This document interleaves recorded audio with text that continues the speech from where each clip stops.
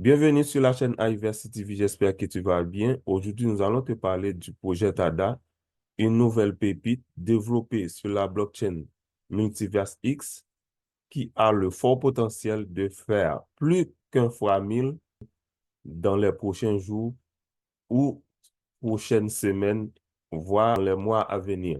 Comme tu peux remarquer, mesdames et messieurs, c'est écrit en anglais, mais si tu veux, on peut définir comme ça. TADA n'est autre qu'une application qui se charge de collecter, organiser, gérer toutes les données, tous les contenus des utilisateurs des social files.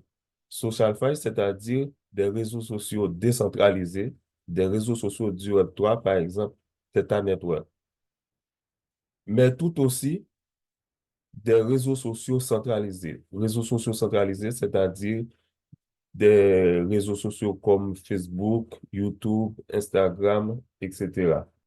Mais pour exécuter toutes ces tâches-là, TADA se dote de l'intelligence artificielle. Donc, le projet TADA n'est autre qu'un projet lié à l'intelligence artificielle. Comme tu peux remarquer ici, on dit les utilisateurs de l'application TADA pourront aussi gagner des récompenses en exécutant des tâches. Donc, exactement ce que nous venons de dire, les utilisateurs pourront gagner des récompenses en exécutant des tâches tous les 24 heures. Pour en savoir plus, nous allons te proposer un extrait d'une entrevue que HR a eu avec l'un des développeurs de l'application TADA. Mais juste avant, si c'est la première fois que tu tombes sur notre channel, n'oublie pas que tu es sur iVersity TV, un endroit où on te parle de blockchain, Web 3.0, gaming, tokenisation, intelligence artificielle. En un mot, on te parle des investissements crypto.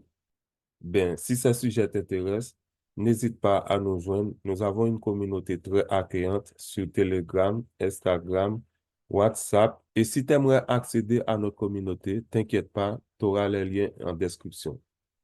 TADA, c'est une application mobile qui permet de générer, de collecter et de vérifier la qualité de données. Ces données informatiques sont aujourd'hui le cœur d'énormément d'outils qu'on utilise tous les jours, et notamment des outils qui deviennent de plus en plus connus, l'intelligence artificielle et toutes les solutions qu'elle propose. Mais avant de revenir sur le fonctionnement même de TADA, le fonctionnement de cette application, comment est-ce que ça marche aujourd'hui, je me dois de vous faire un disclaimer relativement important. TADA n'est pas n'importe quelle entreprise, c'est une entreprise qui a été fondée par mon propre frère, William. En plus de ça, j'ai participé au financement puisque j'ai investi moi-même dans TADA, et pour finir, je suis advisor et je conseille le projet sur son développement dans l'écosystème crypto. Parler de l'application, de comment est-ce qu'elle fonctionne, comment est-ce que certains utilisateurs peuvent obtenir des rewards en token pour avoir fait certaines tâches, et je vais surtout interviewer mon frère, lui poser toutes ces questions, et on va parler de l'écosystème IA, des données en général et surtout de l'outil TADA et de ce qu'il permet de résoudre. Le client, en fait, quand il va venir acheter sa donnée, il peut régler, et en fait, il a ses paramètres, et il peut dire, ben moi, je veux qu'il y ait beaucoup de monde en très peu de temps.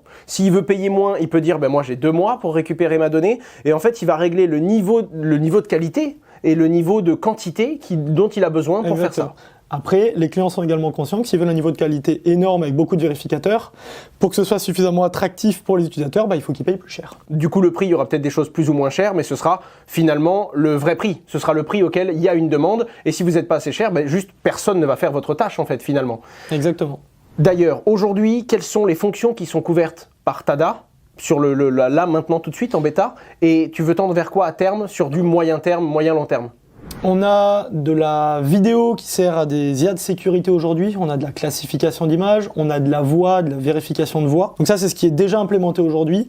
On va tendre vers déjà tout un ensemble de différentes classifications d'images, bounding box, segmentation. Bounding box, c'est quoi? Tu vois les captchas qu'il y a sur Internet? Ouais. C'est un concept un peu comme ça. C'est pas exactement d'accord. ça, mais l'idée, c'est de dire, voilà, dans une image, qu'est-ce qui est à quel endroit.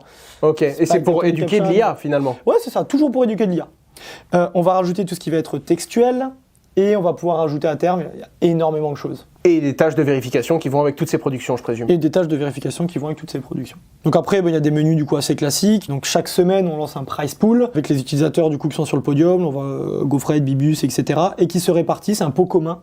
Et après, c'est des menus assez classiques où tu vois les historiques, tu vois le podium, tu vois les parrainages, etc., etc. Ça, c'est la bêta actuellement. Ok.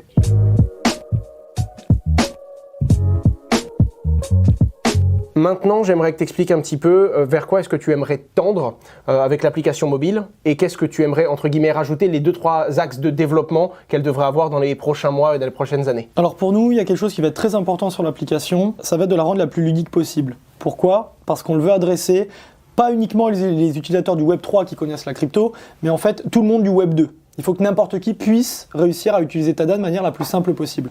Pour faire ça, l'application doit être ludique, elle doit être user-friendly, et c'est pour ça qu'on travaille sur des systèmes de gamification pour essayer de rendre un environnement très complexe le plus accessible possible. Donc ça, on a déjà commencé d'ailleurs par les phases de bêta, c'est pour ça qu'on a annoncé le TAD, c'est pour ça qu'il y a le système d'énergie. Donc le TAD, c'est la mascotte finalement où chacun va avoir son TAD et va le faire progresser. Exactement. On va le faire progresser, il va pouvoir interagir avec différents items. On a pensé à énormément de choses qui vont être revues, testées et puis améliorées. Ça va faire une partie intégrante, je pense, du succès de Tada et de cet effet boule de neige que ça pourrait avoir. On avait parlé dans cette gamification, il fallait faire attention à ce que ce soit pas un pay to win et qu'en fait on puisse améliorer son personnage en obtenant certaines choses, notamment augmenter l'énergie et donc le nombre de tâches qu'on peut faire tous les jours. Mais de l'autre côté, que ce ne soit pas non plus cheaté et que ce ne soit pas non plus uniquement pour ceux qui ont amélioré leurs TADs et pas pour ceux qui ont décidé de pas trop jouer le côté gamification de l'appli. Exactement, et de la même manière que les price pools, le système de répartition, on essaie de le revoir chaque semaine pour essayer à la fois qu'il soit incentivant pour les personnes à ne pas faire uniquement des tâches mais à interagir avec l'écosystème et pas trop pénalisant non plus pour les personnes qui vont venir faire que 3 tâches par semaine. Donc c'est vraiment un juste milieu à trouver qui n'est pas évident. Et quand l'application sera directement connectée à la blockchain, ce price pool qui là va être au début distribué dès qu'il y aura le système par token distribué à la main, le price pool sera automatiquement connecté à la blockchain et il y aura une partie de la supply communautaire, la nouvelle supply libérée, qui sera distribuée aux utilisateurs actifs qui réalisent les tâches. Exactement. Alors, comment fonctionne ce système de supply libéré? Grosso modo, toutes les demandes qu'on va avoir côté client vont amener un buyback sur le marché. Et une partie de ces tokens vont être distribués au price pool. Quand les clients commandent, ça achète du TADA. Et avec ce TADA, ça achète la donnée. Et du coup, une partie des TADA achetés par les clients pour générer leur demande de données vont être directement rachetés sur le marché. C'est ça, exactement. Donc le concept est un peu plus compliqué que ça parce que ça va pas être fait d'un coup à la signature, enfin ça va être lissé, il y a différentes mécaniques pour que ce soit fait correctement.